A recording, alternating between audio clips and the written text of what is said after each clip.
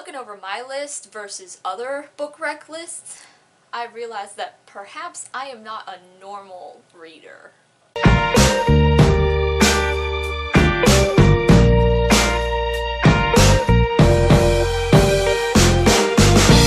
Howdy y'all, I'm Mickey, and since it's still Pride Month, I figured I would put together a list of some books I liked that had LGBTQ plus representation in them, and then recommend them for you guys.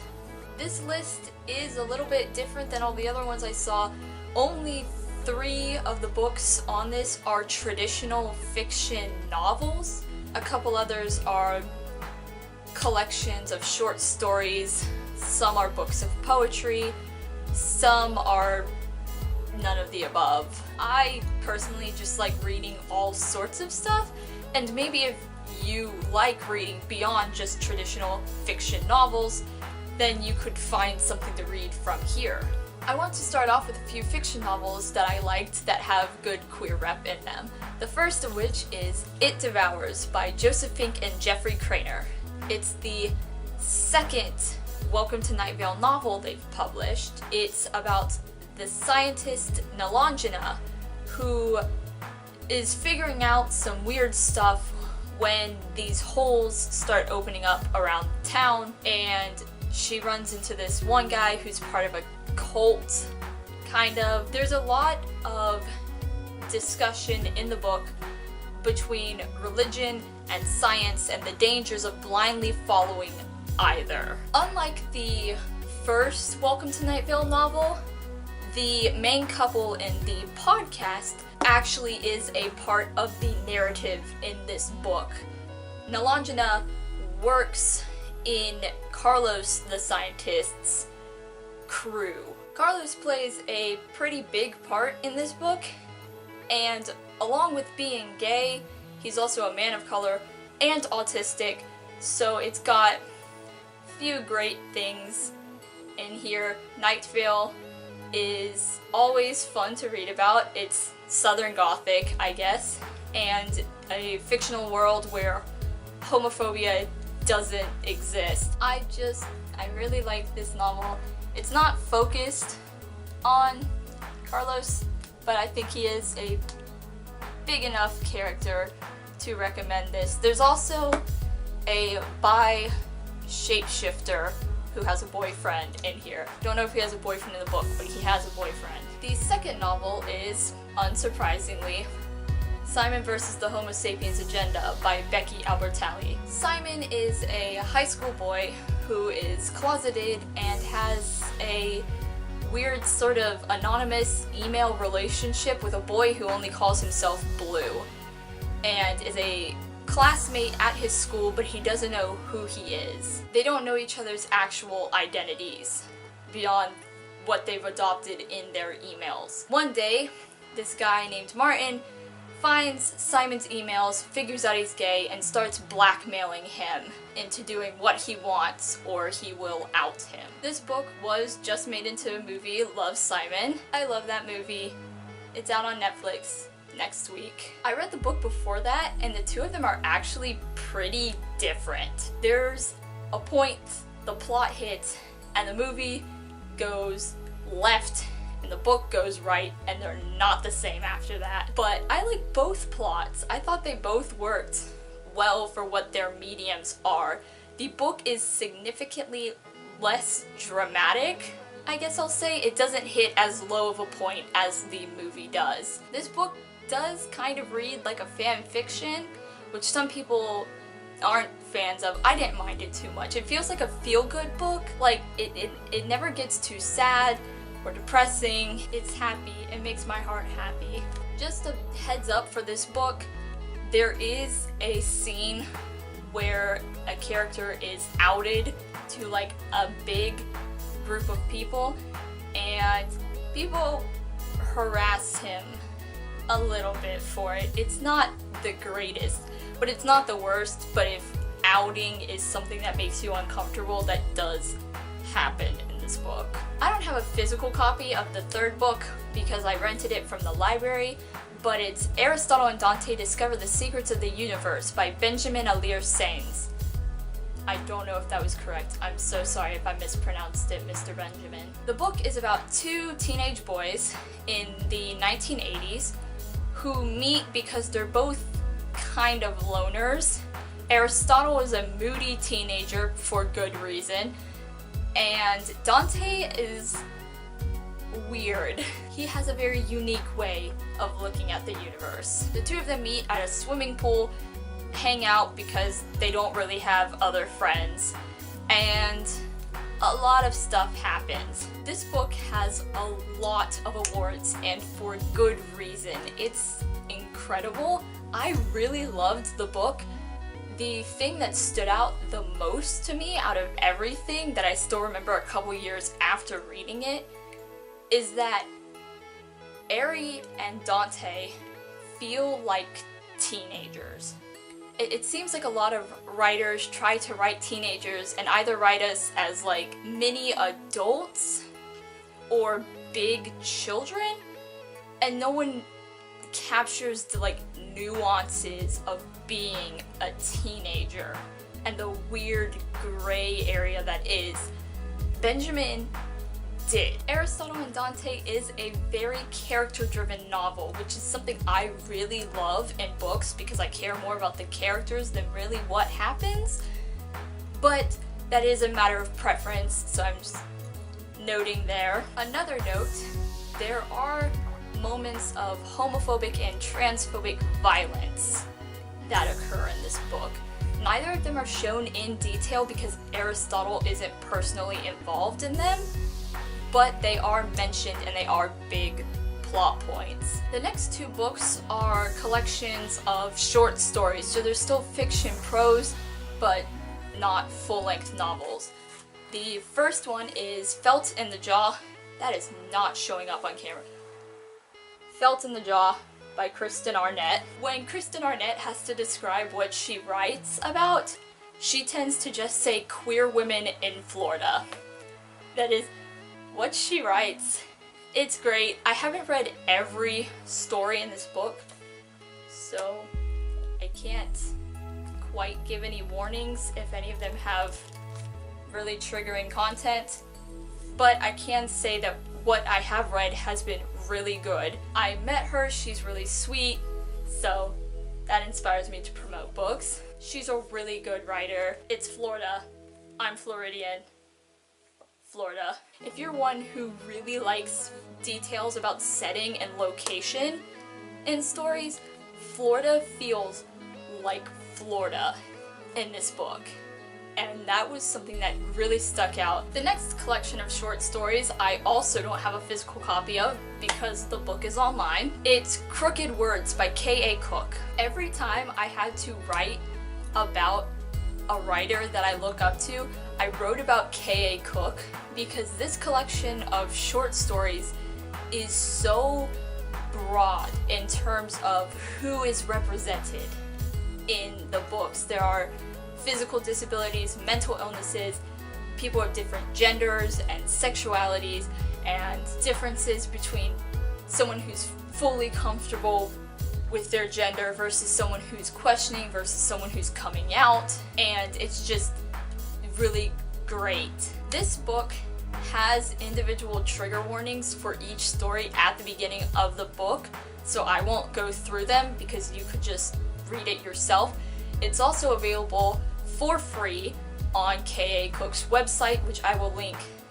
I will leave links for all of the stories down in the description.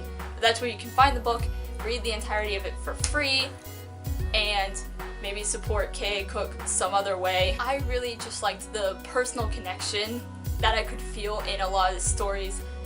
There's one where a character has a panic attack and becomes overwhelmed with anxiety, and it felt so real and stressful, and it's just good writing. These next two books are kind of like none of the above type books, so I figured I would put them between fiction and poetry. The first one is The Full Spectrum, an anthology that was put together and edited by Billy Merle and David Levithan. A lot of people have heard of David Levithan because he's the writer of books like Boy Meets Boy and Two Boys Kissing and he was a co-writer for Will Grayson. He's great. Billy Merle is amazing, and they put together a compilation of nonfiction, fiction, and poetry that just describes what it's like to be LGBTQ+. The different works in this book were written by a bunch of different people about a bunch of different experiences from a bunch of different backgrounds, and so it doesn't fall into a repetitive narrative, I guess. It's not the same old story over and over again, and it is an effort to capture the full spectrum of the queer experience, even though that's impossible to do in a single book, but it does show maybe more than you have personally experienced or more than other books might show. I'm going to try and list warnings for this book. This book tries to be very honest about what it's like to be LGBTQ+, and that's not always the merriest, most happy-go-lucky experience for everyone. And so, obviously, there are hard things that happen in this book. But it is really good to see other people's experiences and read about it and all that kind of stuff. And support David Levithan and Billy Merle. The next book is by another YouTuber, and it's The ABCs of LGBT+ by Hardell. It is, as it sounds, a dictionary of sorts. It defines different LGBTQ+ terms, identities, genders, sexualities, things like that, and it also has different personal accounts by people. So it will have definitions, but it also has a lot of essays, kind of, where people talk about what those things mean personally for them if they identify with the term being defined. There are a lot of pictures, a lot of illustrations, a lot of talking further on what these concepts mean, and I bought a physical copy of it because I prefer physical copies of books, but the entire book is available online for free. Again, I will link the physical book and the online copy in the description down below. Even if you do know a lot of stuff about the LGBTQ+ community and a lot of terms and you consider yourself fairly educated, it's still worth it because there might be words you don't know and because of the personal accounts in it. I can't quite describe what these books are about other than a general, they're about the poet's life, because poetry collections tend to be incredibly varied on subject matter and tone and theme and all of that. So they are just very honest looks at these writers' lives, is about as far as I can give you. If you like poetry, they're really good. Moving on to poetry, I have two books by Sam Sachs. I have A Guide to Undressing Your Monsters and All the Rage. Sam Sachs, and a lot of poets, I guess, is really good at being very honest about his experiences and his thoughts and all of that. My favorite poem by him, I don't remember which book it's in, is about the fact that pride is becoming like steeped in capitalism and about making a profit over being proud of who you are and fighting for what's right. And I love that poem so much. I don't remember all the poems in this book. I do remember that this book does have a poem that contains rape towards the end of it. This is kind of just a heads up for poetry in general, but a lot of the books I have that have poetry, they touch on really sensitive topics because the point of poetry is to be as honest and vulnerable and open as possible. So just tread with caution, but enjoy them because they're good. And also, all the poetry I recommend, it generally tends to be concrete imagery and stories and stuff. I don't do abstraction. I can't understand abstract stuff very well. So it's not the weird poetry where you read it and have no idea what you just read. They have like points to them that you will get when you read them. The next poet I also have two books by. which is Bryan Borland, My Life as Adam, and Dig. I, again, really enjoy the writing. It's poems that you'll read and you'll get and understand. My Life as Adam has a lot of biblical imagery in it and references to Bible stories, which as a queer Christian is really fun to read and interesting, and I relate a lot to some of his poems in here. Dig, same thing, very good, very vulnerable, and I love them so much. I have one poem, Flawed Families in Biblical Times, permanently bookmarked because of the last few lines, which are about him and his brother who died pretty early in life. And it says, "When we play hide and seek as children, I always ended up in the closet. He would help me out gently. I think it was a sign." It's good. His book is good. That's him. That's Bryan. It's good. And the last book I have to recommend is probably my favorite book ever. I love it so much. It's a novel in verse. It's Vanilla by Billy Merle. Look, Billy Merle came back. It is a novel. It's just every chapter is a poem instead of it being in prose. It's about a 17-year-old boy named Vanilla and his boyfriend Hunter, and they've been together since they were like 12 years old. And they're hitting the age where Hunter is starting to say like, "Hey Vanilla, we should have sex." And Vanilla does not want to. It causes some issues in the relationship that you find out aren't really rooted in sex at all. There are 3 narrators in this book: Vanilla, Hunter, and a character who's introduced later in the book named Angel. The reason I love this book so much is Billy Merle takes care to write experiences that maybe he doesn't personally know, but he really puts a lot of effort into making sure his representation is good. One of the narrators is gay, like homosexual, homoromantic, gay. The other one is gay and asexual, and the third is non-binary. The book has the words gay, romantic, asexual in it. It sounds like something someone who's realizing they're asexual would say. It's so good. It's so good. I'm gay, asexual, and non-binary, and I'm in this book, and it's so good. Billy drew a little pug with a genderqueer flag in it, and he's great, and the book is great, and again, he's super sweet, and if a writer's super sweet, then I want to promote their books, because they deserve it. Warnings for this book: the character who's asexual does try to pressure himself into sexual situations that he's not comfortable with in an attempt to be normal. There's a character who's really aphobic when the asexual character comes out, and who's also pretty transphobic when the non-binary character comes out. There's another character who's transphobic as well, but they get their comeuppance, and it's a very satisfying scene. I read this book, and one day I tried to stretch it out, but I loved it so much. I cried over this book. My heart hurt so much I couldn't put it down. It's so good. It's amazing. And same thing as the other poetry books. Like, it is poems, but there's a narrative. You understand what's happening.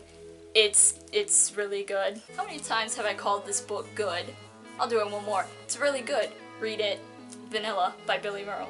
So those are all the books I have for now. If you have any other books that you thought were really good and that you think others should read, make sure to leave them down in the comments, and I'll make sure to check them out. I also have a ton of other books, more traditional novels mostly, that I want to read, and I will see how I feel about those ones in the future. But for now, this is it. Ciao.